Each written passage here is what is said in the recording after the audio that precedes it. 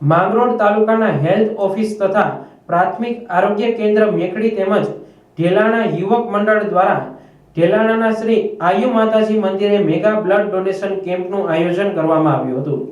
વીર શહીદ રવિસિંહ પરમારના સ્મરણાર્થે યોજાયેલ આ કેમ્પમાં મોટી સંખ્યામાં યુવાનો અને આસપાસના ગામ લોકોએ રક્તદાન કર્યું હતું, જે એકત્રિત રક્ત થેલેસેમિયાગ્રસ્ત બાળકો, કેન્સરગ્રસ્ત દર્દીઓ, પ્રસૂતા મહિલાઓ અને ઇમરજન્સી કેસોમાં મદદરૂપ થશે।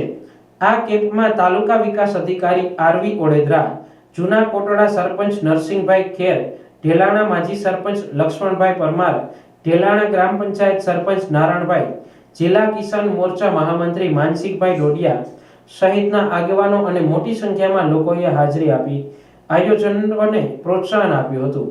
આ કેમ્પને સફળ બનાવવા ઢેલાણા યુવક મંડળના સભ્યો માંગરોળ સરકારી હોસ્પિટલમાં પ્રતાપસિંહ પરમાર સહિતના આરોગ્ય કર્મચારીઓએ જહેમત ઉઠાવી હતી। ગત 16/7/2025ના રોજ આપણા સૌના લાડીલા એવા રવિસિંહ પરમાર જે દેશની રક્ષા માટે શહીદ થયા છે, એમના સ્મરણાર્થે ઢેલાણા ગામના યુવક મંડળ દ્વારા આજે આયુમાના મંદિરે રક્તદાન કેમ્પનું આયોજન કરેલ છે।